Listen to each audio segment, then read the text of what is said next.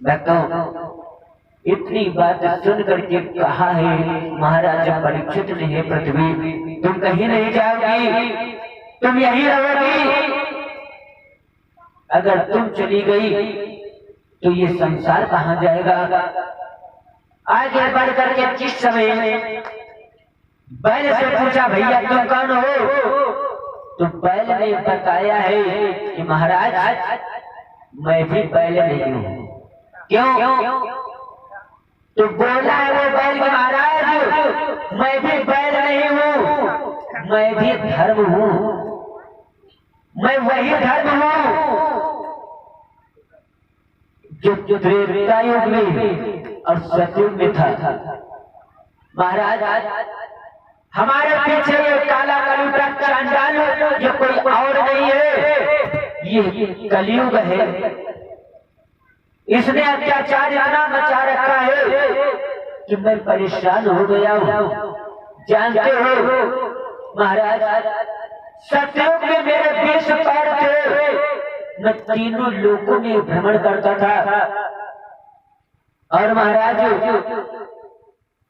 त्रेता में मेरे 4 पैर टूट गए, 16 पैर बच गए। 16 पैरों से मैं अपना गुजर चलाने लगा। फिर भी कुछ धर्म नजर आता था, लेकिन महाराज जिस समय द्वापर युग लगा फिर मेरे 4 पैर टूट गए। 12 पैरों से मैं जो गुजर चलाने लगा। लेकिन महाराज अब कलयुग आ गया है, कलयुग ने मेरे सब पैर तोड़ दिए। 4 पैर बचे थे, 4 में से 1 पैर और भी तोड़ दिया। अब तो मैं सिर्फ 3 पैर का रह गया हूँ महाराज। और आपको नहीं मालूम है, और बोला है वो बैल धन के रूप में महाराज। अब मुझे जाने दो, क्योंकि जहाँ पृथ्वी रहेगी वहाँ मैं भी रहूंगा। क्योंकि कारण है क्या, सुनो।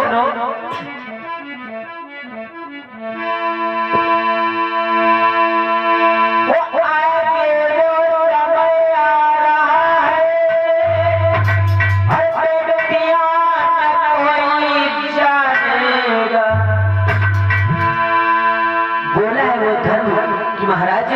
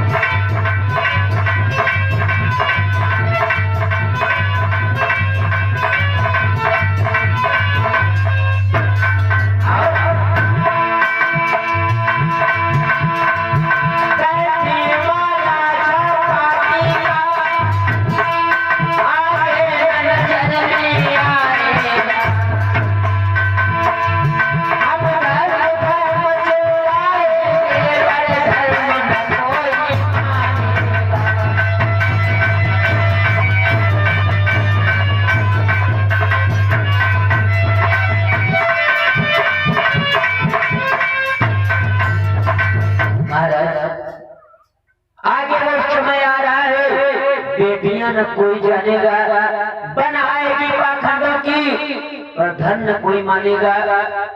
छापा टीका गांधी माला आगे न नजर में आएगा और हम धर्म धर्म चिल्लाएंगे पर धन न कोई मानेगा। महाराज ब्राह्मण वेदहीन हो जाएंगे, क्षत्रिय कायर हो जाएंगे और बनिया अधिकार जमाएंगे। महाराज ऐसी अवस्था में मैं यहाँ रहना पसंद नहीं करूंगा, मुझे जाने दो, क्योंकि कलयुग ने इतना अत्याचार मचा रखा है मेरे ऊपर, मैं बहुत परेशान हूँ।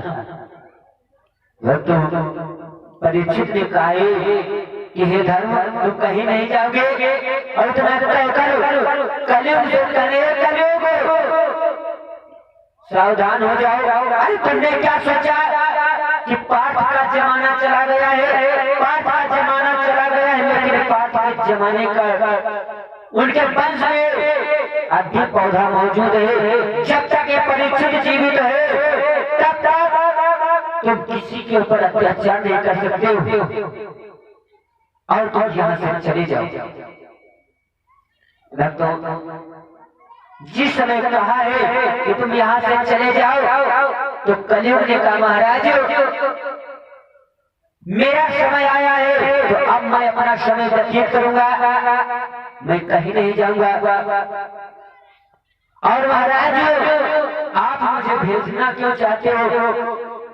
अरे मेरे जिस प्रकार से तीन भाई अपना अपना समय व्यतीत करते थे, उसी प्रकार से मैं भी अपना समय व्यतीत करने के लिए आया हूँ। लेकिन महाराज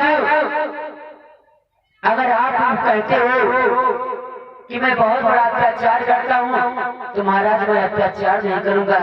क्यों? क्योंकि महाराज याद करो सतयुग त्रेता द्वापर में संत महात्मा हजारों वर्षों तक तपस्या करते थे, समाधि लगाते थे, लेकिन फिर भी भगवान के दर्शन होना मुश्किल हो जाते थे।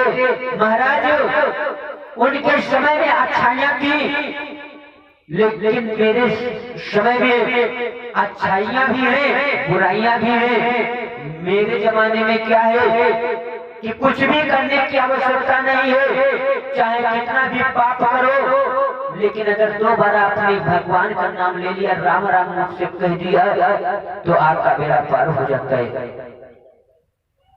परीक्षित ने कहा हे भैया कलयुग फिर भी तुम यहाँ मत रहो। क्यों? तुम्हारे रहते संत महात्मा ब्राह्मण गौ ये सुखी नहीं रह सकते, हमेशा दुखी रहेंगे।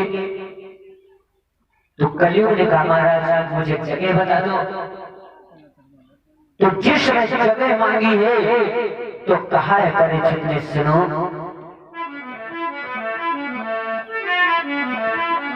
अगर जगह पूछ रहे हो तो जगह मैं तुम्हें दे रहा हूँ, जहाँ जहाँ बताऊँ वहाँ वहाँ चले जाओ, लेकिन यहाँ मत रहो। बोले हैं सुनो,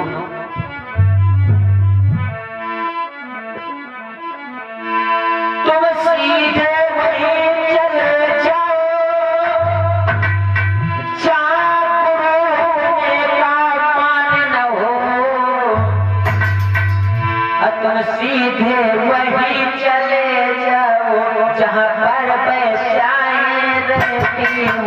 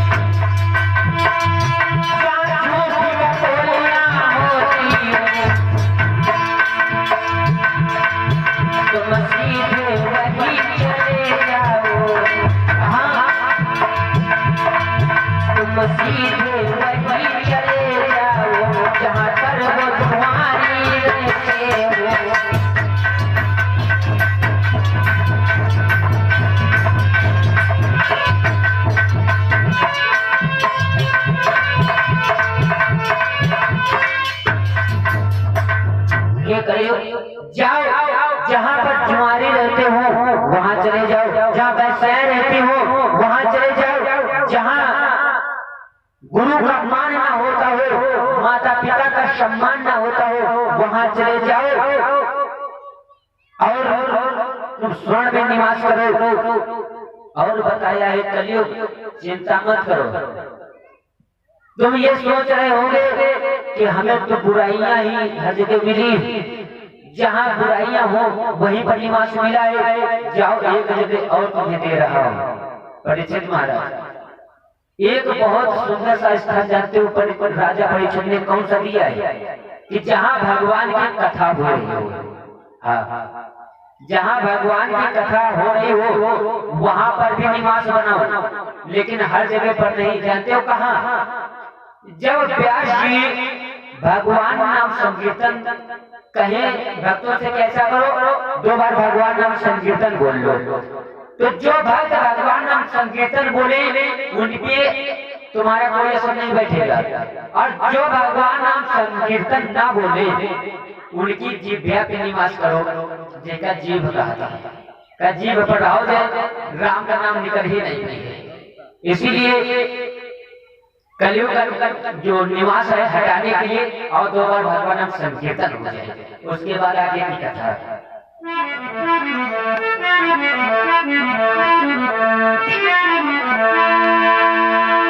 प्रेम से गोविंद भगवान की हरे बोलो श्री राम जय राम जय जय राम।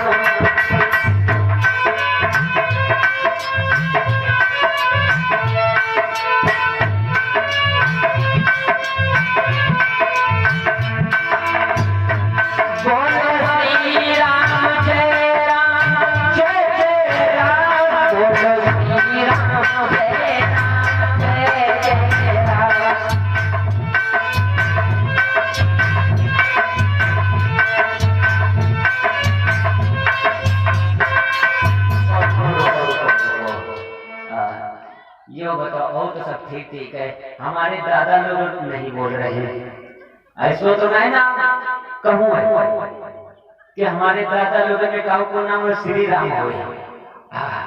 अरे अगर श्री राम नाम हो तो कोई बात नहीं, अपना नाम ले लो, कोई चिंता की बात नहीं। लेकिन संकीर्तन बोलो जरूर। हमें लग रहा है कि ये संकीर्तन नहीं बोली अच्छा नहीं लग रहा है, चलो दूसरा संकीर्तन बोल के। हाँ और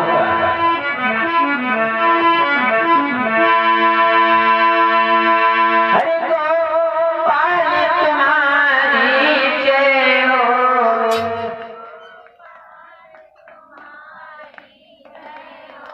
दादा लोगों की जो है कमेटी काम नहीं कर रही है, बैठने चाहते नहीं है दादा।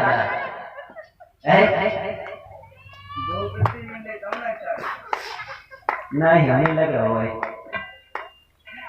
अब तो लाइट 18 घंटा होती है, वो बैठे चार्ज करो। हाँ प्रेम से गोविंद भगवान की। हमें लग रहा हो कि संकीर्तन नहीं बोली हो, चलो कथा पे ध्यान दिए। हमने कहा कलयुग जिह्वा पे निवास करे, और जब कलयुग जिह्वा पे निवास करिए तो संकीर्तन बोल नहीं पई हो, और जब संकीर्तन बोल नहीं पई हो तो कथा सुन नहीं सके, खाई तो नहीं।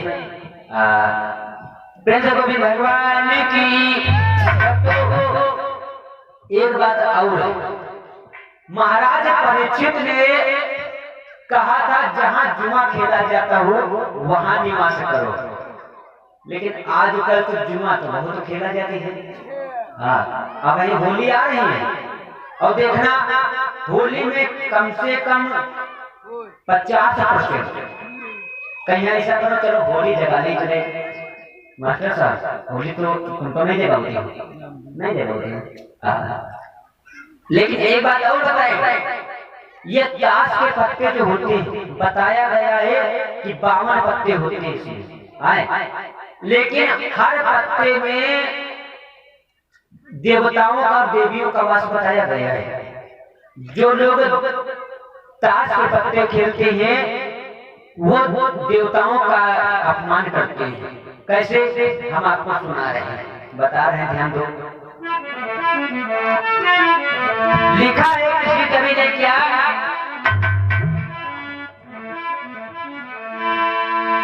अरे एकता से मत खेल जुआरी, अरे एकता से दुनिया हारी है। सबसे पहले एक की शुरुआत होती है, एक जिका के यहाँ एक का। हाँ सुना है ना, कहे हमारे यहाँ बहुत लोग ख्याति हैं, तो कबों को सुना करे थे कहीं भैया युवा एक का। हाँ तो लिखा है क्या, हरी एकता से मत खेल जुआरी, अरे कैसे दुनिया हारी है। और दुखी से फिर बनी द्रौपदी, राखन लाज मुरारी है।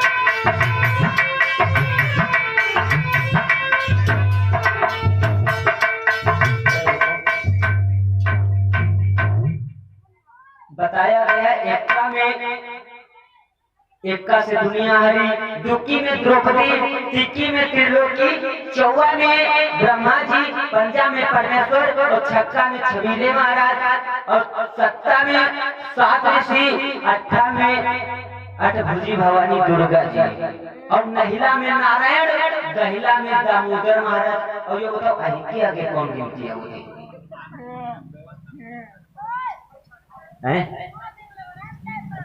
कई परीक्षित महाराज, ये जो ताश आवती है, ताशन में दहिला के बाद में कौन पत्ता होती है? कौन? नहीं देखो, नहिला फिर दहिला तो ही गए, और अही के बाद में कौन ताश कहा जाती है?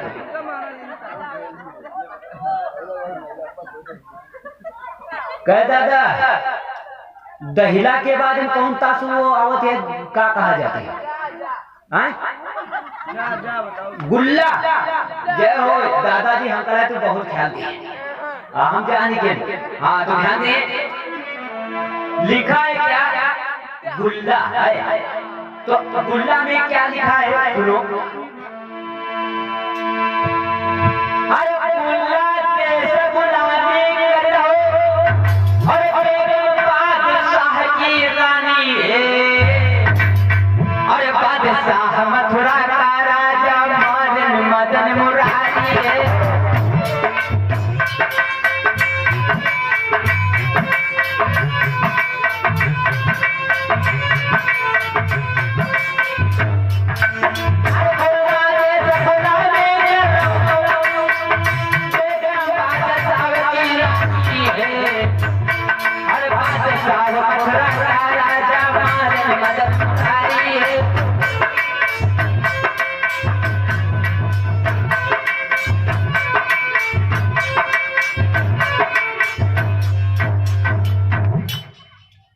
खुला देश गुलामी कर रहा हो और बेगम बादशाह की रानी है और बादशाह मथुरा का राजा जिसको भोजराज कंस कहते हैं। आगे की कथा में सभी भक्त कथा रसपान भी करेंगे और देखेंगे भी, दिखाया जाएगा किस प्रकार से भोजराज कंस मथुरा में अपना शासन करता है और कितना बड़ा अत्याचारी हुआ है। अंत में भगवान कन्हैया ने किस प्रकार से मारा सभी भक्तों को दिखाया भी जाएगा और सुनाया भी जाएगा। तो बताया गया इसीलिए ताश के पत्ते नहीं खेलना चाहिए। और ऐसे नहीं, आइए उसी कथा की तरफ चलते हैं। जिस समय कहा है महाराज परीक्षित ने कि जिस जगह पे जुआ खेला जाता हो वहां रहो, जहाँ पे झूठी कपोलियां लड़ाई जाती हो वहां रहो और स्वर्ण में निवास करो। तो बताया गया है, कुछ लोग बताते हैं कि कलयुग महाराज परीक्षित के सर पे जो ताज रखा था उस ताज में निवास कर लेता है। वह तो जिस समय उस ताज में निवास करता है, अब तो पहले से ही महाराज परीक्षित की बुद्धि भ्रष्ट हो चुकी थी और भी बुद्धि भ्रष्ट करने लगा। अब तो महाराज परीक्षित के गले में प्यास लगने लगी। महाराज परीक्षित जल की तलाश करने लगे और जल की तलाश करते करते बताया गया है उसी वन में एक बताया गया है कि उसी वन में एक सुंदर सा आश्रम था और आश्रम पे एक बहुत ही बड़े ज्ञानी पुरुष, बहुत बड़े ऋषि रहते थे जिनका नाम था लोमर्त ऋषि। लोमर्त ऋषि अपने आश्रम पे समाधि लगाए बैठे हुए हैं और इधर महाराज परीक्षित जल की तलाश करते करते धीरे धीरे उसी आश्रम पे पहुंचे। तो क्या देखा है कि लोमर्त ऋषि नेत्र बंद किए बैठे हैं। परीक्षित के मन में ये विचार आया कि लगता है हमें देख करके महाराज ने अपने नेत्र बंद कर लिए। अरे मैं तो हसनापुर का बहुत बड़ा राजा हूँ, लोग मेरा सम्मान करते हैं, लेकिन इस ऋषि ने मेरा सम्मान नहीं किया, मुझे देख करके नेत्र बंद कर लिए। पास में एक मरा हुआ सर्प पड़ा था, बताया गया है उस सर्प को उठाया महाराज परीक्षित ने और लोमर्त ऋषि के गले में डाल दिया। ये बात लोमर्त ऋषि का एक शिष्य देख रहा था, वो दौड़ करके महाराज लोमर्त ऋषि के एक पुत्र थे जिनका नाम था श्रृंगी ऋषि। श्रृंगी ऋषि के पास जिस समय पहुंचा तो श्रृंगी ऋषि बताया गया है कि नदी में स्नान करके सूर्य नारायण को जल देते रहे थे और जिस समय ये खबर पहुंची कि भैया आपके पिताजी का अपमान एक राजा ने कर दिया है, मरा हुआ सर्प आपके पिताजी की गर्दन में डाल कर चला गया है। भाई तो जिस समय ये बात सुनी श्रृंगी ऋषि ने तो तुरंत ही उस जल को सूर्य नारायण को ना देने के बजाय श्राप दे दिया कि अरे राजा जाओ, जिस प्रकार से तुमने मेरे पिताजी का अपमान किया है, जाओ मैं श्राप देता हूँ कि यही तक्षक हो, यही सर्प आज के साथ में दिवस जीवित होकर के तुम्हें डस लेगा और तेरी मृत्यु हो जाएगी। भक्तों, इतना कह करके जिस समय बताया गया है श्रृंगी ऋषि आश्रम के लिए अपने पिताजी के दरबार के लिए पास के लिए चले और इधर महाराज परीक्षित अपने घर जैसे पहुंचे तो बताया गया है जिस समय ताज को सर से उतारा तो दिन में जो भी उनके साथ में घटना घटी सब कुछ याद आने लगी। और इधर बताया गया है कि श्रृंगी ऋषि जिस समय महाराज लोमर्त ऋषि के पास पहुंचे पूरा हाल अपने पिताजी से बताया कि हे पिताश्री, आप किस नींद में सोए हुए हो, कहाँ खोए हो, देखो हसनापुर नरेश महाराज परीक्षित ने तुम्हारा अपमान कितना बड़ा किया है। जिस समय नेत्र खोल के देखा तो लोमड़ ऋषि ने प्रश्न किया, बेटा तुमने कोई बुरा भला तो नहीं कहा है? तो श्रृंगी ऋषि ने कहा, पिताश्री मैंने उसे मृत्यु का वरदान दे दिया है, मैंने श्राप दे दिया है कि आज के 7वें दिवस में ही चित्त से दस लेगा। अब तो लोमड़ ऋषि बहुत ही व्याकुल हो गए, अरे तुमने ऐसा क्यों किया? तुम्हें ऐसा नहीं करना चाहिए, क्योंकि वो राजा बहुत अच्छा राजा है, प्रजा को पुत्र के समान मानता है। हो सकता कोई भूल बन गई हो, जाओ उसे अवगत करा दो कि जो भी करना चाहे, अपने जीवन के बारे में जो करना चाहे वो कर ले, क्योंकि आज के 7वें दिवस अच्छा जरूर दसेगा। भक्तों इधर महाराज परीक्षित अपने महलों में है, तब तक लोमड़ ऋषि के कुछ शिष्य पहुंच गए, और जिस समय शिष्य पहुंचे हैं परीक्षित के पास, परीक्षित से कहा, महाराज आपको श्रृंगी ऋषि ने श्राप दिया है कि आपको आज के 7वें दिवस अच्छा दसेगा। अगर अपने जीवन के बारे में कुछ करना चाहते हो तो कर सकते हो। भक्तों ऐसा ही नहीं, जिस समय ये बात सुनी है महाराज श्रृंगी ऋषि की, श्रृंगी ऋषि ने मुझे श्राप दिया है, तो परीक्षित कहने लगा, ठीक है ऋषियों कोई बात नहीं, मैं कोई न कोई उपाय अवश्य करता हूँ। भक्तों उसी समय महाराज परीक्षित अपने पुत्र जलमेजय को बुला करके राजा बना देते हैं। वैसे तो जलमेजय की इतनी अवस्था नहीं थी कि वो राज्य संभाल सके, लेकिन महाराज परीक्षित के सामने ये समय ऐसा पड़ा कि उन्हें राजतिलक जलमेजय का करना पड़ा, और जलमेजय का राजतिलक करने के बाद पुनः राशि वस्त्र उतारते वैरागी बन करके और वन की तरफ प्रस्थान करते। वह समय बताया गया है, ये सब समय का ही चक्कर होता है, ना जाने कब क्या हो जाए किसी को कुछ मालूम नहीं है। और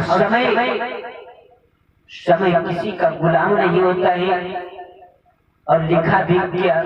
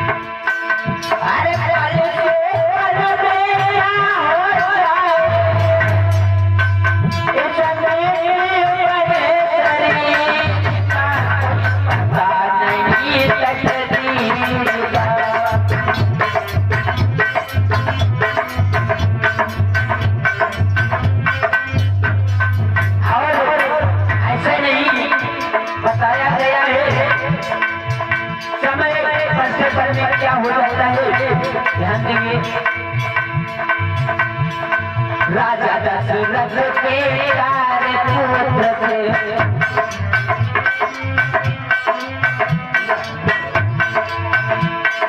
राजा दशरथ के पुत्र थे, राम लखन दो बने तो गए थे।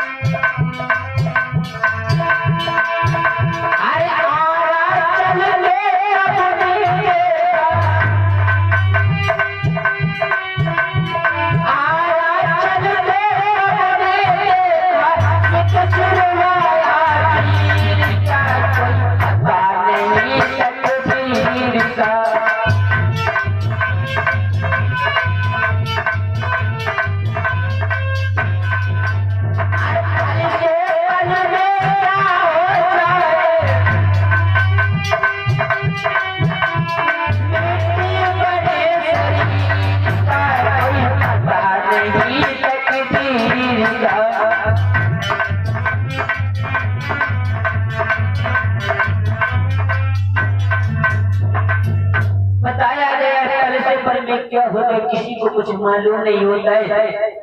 अरे महाराज दशरथ के 4 पुत्र थे, जिसमें राम और लक्ष्मण वन को चले गए। वन को जाते सबने देखा बाना धरे फकीर का, कोई पता नहीं तकदीर का। राजा हरिश्चंद्र शैतानी काशी पीट के तीनों प्राणी। अरे काशी पीट के सबने देखा पानी भरे वो नीच का, कोई पता नहीं तकदीर का। राजा मौरथ शैतानी आरा खींचे राजा रानी। भगवान की ऐसी माया, ऐसा समय मौरथ ध्वज के ऊपर भी समय पड़ा। एक समय था कि मौरथ ध्वज बहुत प्रसन्न रहते थे, लेकिन भगवान ने जब परीक्षा ली तो बताया गया है कि मौरथ ध्वज ने अपने पुत्र को आरस चढ़ा करके अपने पुत्र के ऊपर शेर के सामने कर दिया। आरस चढ़ के सबने देखा, सुत चिरवाया वीर का कोई पता नहीं तकदीर का। वही समय आज महाराज परीक्षित बहुत आनंद कर रहे थे, लेकिन ऐसा समय कि आज महाराज परीक्षित योगी अभ्यस बना करके चले हैं। और ऐसा नहीं, जिस समय चले हैं तो प्रजा के नर नारियों से कहते हैं, हे प्रजा के नर नारियों,